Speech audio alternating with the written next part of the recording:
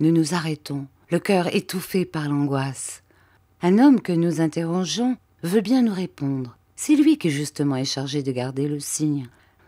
La dame anglaise qui était sur le bateau avec ses 2 enfants, un garçon paralysé et une petite fille muette, est en Suisse. Elle a abandonné son bateau parce qu'elle ne pouvait pas remonter le Rhône plus loin. La dame et les 2 enfants sont partis en calèche avec une femme de service. Les autres domestiques ont suivi avec les bagages. Elle reviendra à l'automne pour reprendre le cygne, descendre le Rhône jusqu'à la mer et passer l'hiver dans le Midi. Ah, nous respirons. Aucune des craintes qui nous avaient assaillis n'était raisonnable. Nous aurions dû imaginer le bon au lieu d'aller tout de suite au pire. « Et où est cette dame présentement ?» demanda Mathia. « Elle est partie pour louer une maison de campagne au bord du lac de Genève, du côté de Vevey. Mais je ne sais pas au juste où. Elle doit passer là l'été. En route pour Vevey. Maintenant, le cygne ne court plus devant nous, et puisque Madame Milligan doit passer l'été dans sa maison de campagne, nous sommes assurés de la trouver, et il n'y a qu'à chercher. En 4 jours après avoir quitté Seyssel, nous cherchons aux environs de Vevey. Parmi les nombreuses villas qui, à partir du lac aux eaux bleues, s'étagent gracieusement sur les pentes vertes et boisées de la montagne, laquelle est habitée par Madame Milligan avec Arthur et Lise. Le mieux est de chercher et de visiter nous-mêmes toutes les maisons où peuvent loger les étrangers.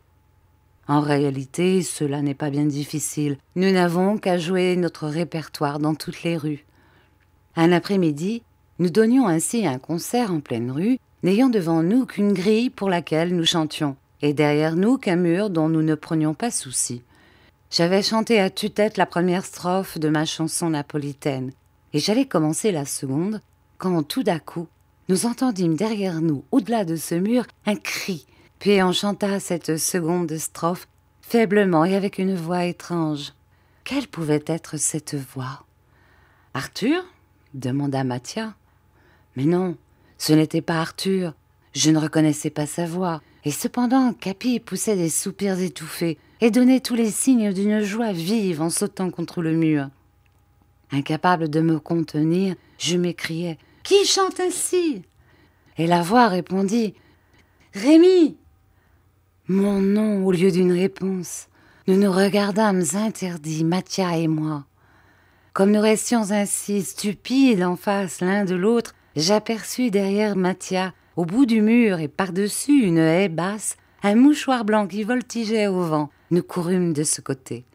Ce fut seulement en arrivant à cette haie que nous pûmes voir la personne à laquelle appartenait le bras qui agitait ce mouchoir.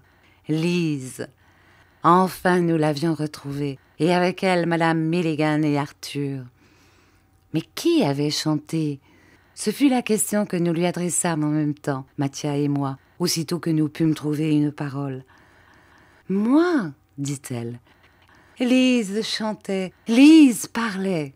Il est vrai que j'avais 1000 fois entendu dire que Lise recouvrerait la parole un jour, et très probablement sous la secousse d'une violente émotion, mais je n'aurais pas cru que cela fût possible. Et voilà cependant que cela s'était réalisé, voilà qu'elle parlait, voilà que le miracle s'était accompli, et c'était en m'entendant chanter, en me voyant revenir près d'elle, alors qu'elle pouvait me croire perdue à jamais, qu'elle avait éprouvé cette violente émotion.